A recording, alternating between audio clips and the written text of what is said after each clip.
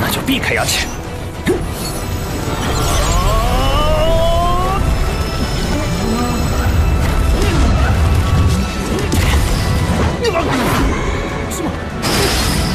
什么？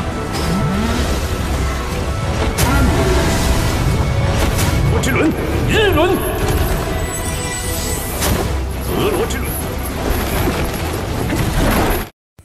Guys, Ginosis mau ngasih info nih, berhubung banyak yang nanya ya. Buat kalian yang masih bingung mau nonton Solen versi fullnya, bisa langsung aja ke auratel.com ya. Ginosis juga ngambil shortnya di sana, bukan apa-apa, karena grafiknya udah HD alias jernih guys, jernih jernih gitu, kayak mulus lah kayak. Tanpa perlu juga berlangganan gitu, cukup punya kuota aja. Nah, cukup ya infonya. Sekarang kita lanjut ke alur cerita. Oke guys, pada episode sebelumnya kita sudah melihat perjalanan Wogeng melewati lautan kehampaan bersama dengan Sang Bayangan. Dalam perjalanan tersebut, Sang Bayangan juga sempat menceritakan kisah-kisah menyedihkan soal apa yang sudah ibunya alami selama perang kuno dulu. Kali ini demi membantu Sang Bayangan dan Dewi Ponik, serta mendapatkan fragmen bilah penguasa perang Wogeng telah bergerak menuju dunia yang lebih bawah lagi. Di sana, dia sempat bertemu dengan dewa tua pemanah yang hobi berburu bernama Dai.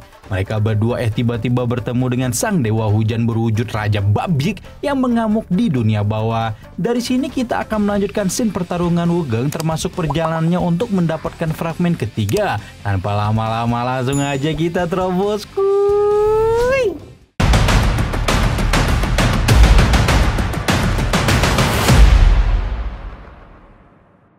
Api karma kutukan dari klan naga telah menyebar ke seluruh penjuru tubuh Sang Dewi, membuat ibu dari bayangan yang terhormat dan diagungkan itu berubah menjadi iblis legendaris. Wogeng menghormati sosok Sang Dewi berdasarkan cerita dan ingatan yang telah lihat dari Xingtian. Kala itu ketika peperangan kuno terjadi, Yongheng bersama suku Chiyo telah memutuskan untuk mundur, tapi aliansi Gonggong dan Xingtian masih menolak untuk menyerah. Wogeng kemudian bertemu dengan sang dewa pemburu Dai menemukan seekor Raja Babik pembawa segel yang sangat kuat. Melalui berkah kekuatan dari Gonggong, Dai sang dewa panah mengakui kemampuan anak manusia tersebut. Sebab bahkan ketika dia dalam kondisi prima 100.000 tahun yang lalu, sang dewa Babik penguasa hutan ini sangatlah kuat untuk sulit ditaklukkan. Wogeng dan Dai sempat melakukan beberapa percakapan mengenai tujuan kedatangannya kemari. Wogeng menjelaskan kalau dia datang untuk menemukan matahari yang padam. Benda tersebut akan dia gunakan nantinya untuk melindungi banyak orang yang penting dalam kehidupannya.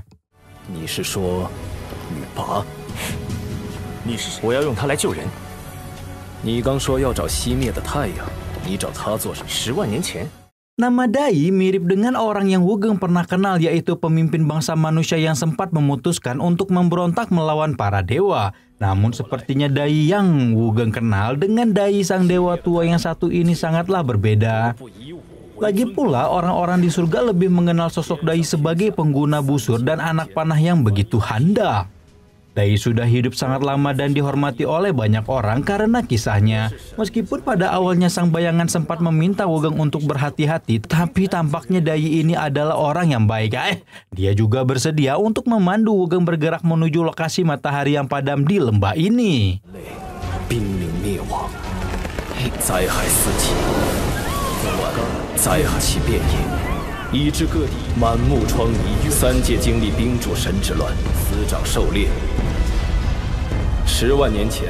Dai melakukan perjalanan melewati ketiga alam sekaligus setelah kekacauan Dewa Bingzu. Peristiwa tersebut kira-kira terjadi pada 100.000 tahun yang lalu. Sebagai dewa pemburu, Dai telah menyingkirkan begitu banyak monster yang mencoba menghalanginya dengan sepasang busur dan anak panah. Sang dewa yang selalu melakukan perjalanan sendirian itu begitu dingin, hingga suatu hari Dai mendadak bertemu dengan cinta sejatinya, tepat 10.000 tahun setelah berkelana. Wanita yang telah mencuri hati Dai bernama Chang'e. Mereka berdua sangat mencintai satu sama lain. Karena Chang'e hanyalah manusia yang fana, Dai rela menerima sebuah tugas yang sangat sulit dengan hadiah yang luar biasa, yaitu obat mujarab panjang umur. Dia berusaha sekuat tenaga untuk memenangkan perang yang pecah di depan mata, hingga pada akhirnya dia bisa membawa suku naga menemui kemenangannya lagi. Singkat cerita, setelah mendapatkan obat mujarab, Chang'e pun bisa hidup terus tanpa khawatir dengan sisa umurnya. Tapi yang bikin aneh adalah, kenapa pahlawan perang suku naga justru malah dipenjara di tempat yang sepi seperti ini? 我便与嫦娥隐居深山，不再过问3年。9万年前的大战结束后，是战争结束很久之后的事。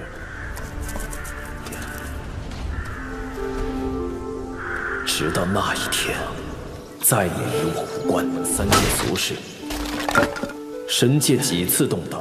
Suku naga memang sangat kuat, tapi mereka tetap membutuhkan bantuan bahkan dari anggota-anggota lama yang sudah pensiun. Bahkan demi mendapatkan kekuatan dari Dai sang dewa pemburu, protos tertinggi seperti Sanyan sampai turun gunung untuk memaksa Dai kembali bergabung ke garis depan.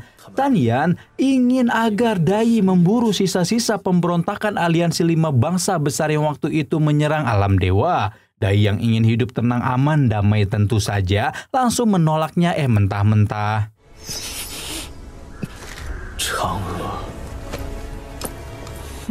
Tapi Sanyan dengan liciknya menyandera Chang'e dan memaksa Dai untuk melakukan perintahnya. Saat ini Chang'e dikendalikan oleh para dewa di daerah terlarang Taiyin, bangunan yang berdiri di suatu wilayah dengan laut biru dan langit yang biru yang begitu indah bernama Istana Guanghan. Wugeng yang mendengar cerita tersebut jadi kesal bukan main. Pasalnya Sanyan juga melakukan hal yang sama dengan menyandera Ahlan di depan matanya sendiri. Bedanya dengan Dai, Dai adalah seorang dewa pemburu tua yang membawa busur panah besar. Dia marah sejadi-jadinya dengan membawa senjata kesayangannya pergi menuju alam dewa untuk berperang sendirian menghadapi para dewa tinggi yang diberi gelar Saja Suci.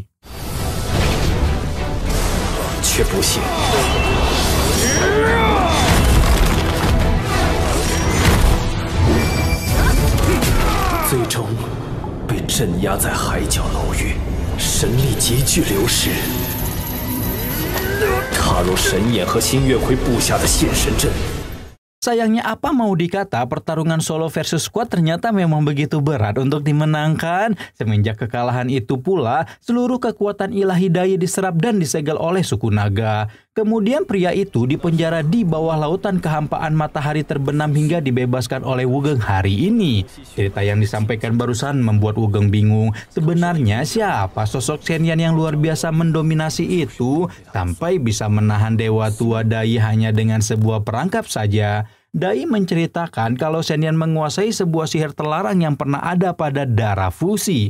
Kebetulan nama tersebut juga mirip lagi dengan nama orang yang Wugeng kenal, yaitu kakeknya yang telah meninggal karena ulah para dewa-dewa jahat tadi. Masih ingat kan?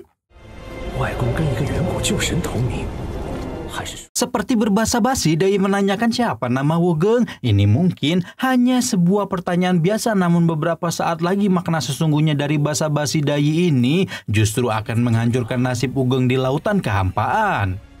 Ngomong-ngomong, perjalanan Wugeng yang dipandu oleh Dai kali ini sudah semakin dekat dengan tujuan, terbukti dengan adanya kemunculan hawa panas yang sangat terasa di tempat tersebut. Namun sebelum pergi ke sana, Dai sempat melirik ke arah kantung penyimpanan yang diletakkan di pinggang Wugeng, lalu mengambil secara paksa sebuah benda yang tersimpan di sana.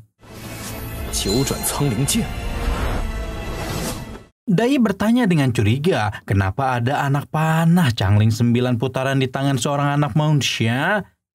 Wugeng yang mendengar hal tersebut justru bingung sendiri, apaan Changling itu? Barulah Dai menjelaskan kalau Changling adalah monster pertama yang pernah dia singkirkan pada 100.000 tahun yang lalu.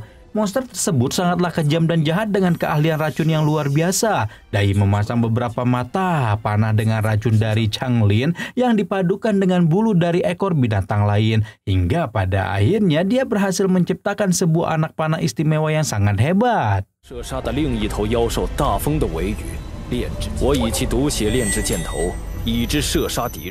Anak panah Changling 9 putaran biasa melikuk hingga 9 kali setelah dilepaskan. Antinya SARS terasa udah ada Google Maps, bahkan bisa kembali lagi ke tangan pemiliknya seperti sebuah bumerang.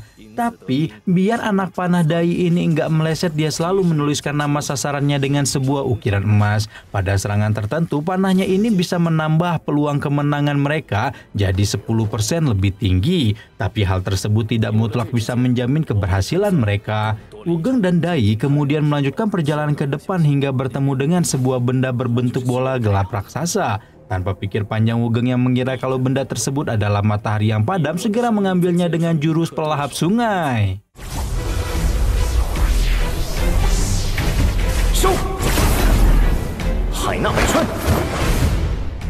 Wugeng berpikir terlalu sederhana hingga tidak menyadari konsep dari matahari yang padam sebenarnya. Benda tersebut masih dinamakan sebagai matahari karena memiliki sisa-sisa energi panas yang sangat berbahaya. Maka dari itu tidak ada yang berani menyebutnya sebagai bangkai matahari.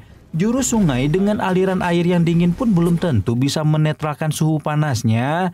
Dan belum sampai di situ juga, setiap harta yang ada di dunia ini pasti diawasi oleh seorang penjaga yang sangat kuat seperti pada kasus matahari yang tenggelam kali ini.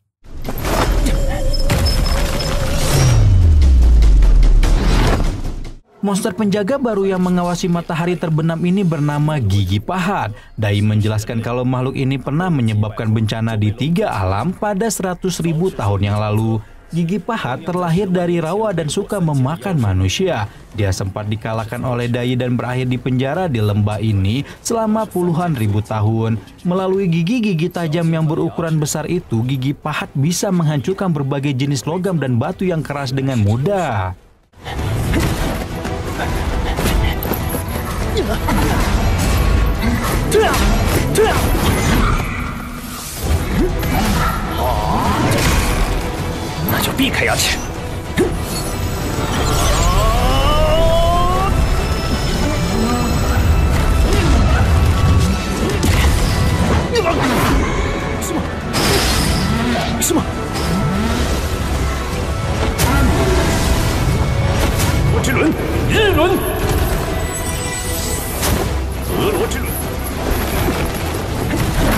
Dai mendadak merasakan sebuah getaran aneh dan langsung memanggil Wugeng untuk memberikan bantuan. Dia sepertinya tahu kalau Wugeng ini bukan bocah manusia biasa dan mungkin saja bahkan lebih daripada itu. Tapi niat sebenarnya dari Dai bukan meminjamkan kekuatan kepada Wugeng untuk mengalahkan sang monster raksasa. Dia dengan cepat menyebabkan sebuah panah emas raksasa dengan kekuatan melenggar hingga tiba-tiba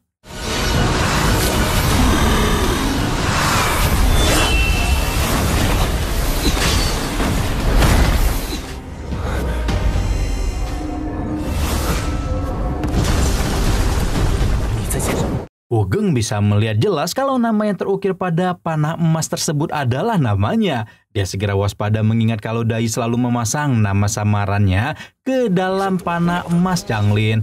Sayangnya panah Changlin juga dikatakan tidak akan berhenti sebelum mengenai sasarannya.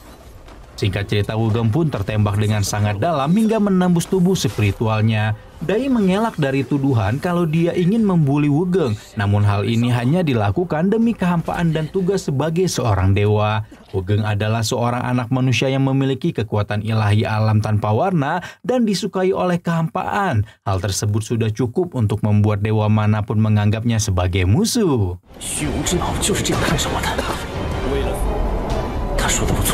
你是虚无的完美机体，身为人类，拥有无色界神力，更因为虚无，决一死战便是。我要杀你，不只是。 Boleh-boleh saja kalau misalnya sang dewa tua ini mau berubah menjadi penjahat, mau memburu siapapun sesuai dengan keinginannya. Tapi bukan berarti target yang akan dia buru itu setuju untuk dikalahkan dengan mudah. Wugeng tidak akan membiarkan dirinya disingkirkan begitu saja sebelum bisa menyelamatkan umat manusia. Sementara Dai juga tentu belum mau menyerah. Dia masih memiliki sosok Chang'e di dalam kepalanya. Dai rela menjadi musuh siapapun demi mendapatkan kembali sosok istri yang sedang dipenjara di istana Guanghan saat ini. Wugeng mulai dilanda kebingungan, pasalnya anak panah ini akan selalu bergerak mengikuti orang yang namanya telah terukir di sana. Pikiran anak manusia itu bekerja dengan sangat keras hingga pada akhirnya Wugeng menyadari sesuatu. Wugeng ini memang Wugeng, tapi bukan berarti nama yang dia miliki cuman Wugeng aja. Jiwanya sebagai pangeran dari negeri Zou memang masih ada, tapi tubuhnya yang sekarang adalah milik dari seorang mantan budak yang telah tiada beberapa tahun yang lalu. Wugeng segera melepaskan kekuatan ilahinya dan... 这是找死！他勒你的谁心？名字？怎么回事？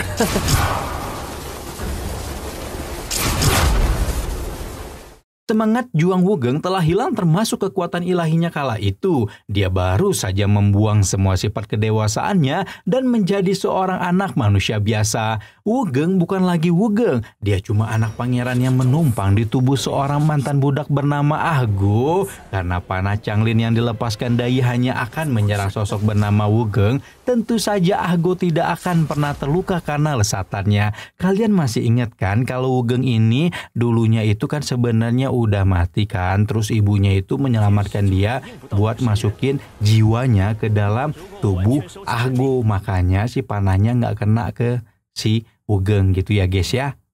人间凶狗的狗。 Edian! Bisa banget sih penulis cerita Wugeng ini sampai mikirin plot twist yang keren abis. Padahal kan cerita Wugeng pindah ke tubuh Ahgo itu udah lewat beberapa session ya. Ternyata masih bisa dipakai untuk membohongi seorang dewa sekalipun. Tapi ini salah Wugeng juga sih, soalnya dari awal kan sang bayangan sudah mengingatkan untuk hati-hati dengan sosok dewa tua. Dia mungkin kuat dan penuh dengan pengalaman baku hantam, tapi cinta yang ada pada hatinya telah membuat Dai buta akan keberadaan dunia nyata. Kini Wugeng tidak hanya perlu bertarung melawan para monster dunia bawah, tapi juga seorang dewa tua yang ingin mendapatkan istrinya kembali. Waduh, seru ya, Wugeng ini seru banget loh. Ya udah, kita tungguin episode 32 minggu depan ya, hanya di Cakra Diva. Rama di sini pamit, bye bye.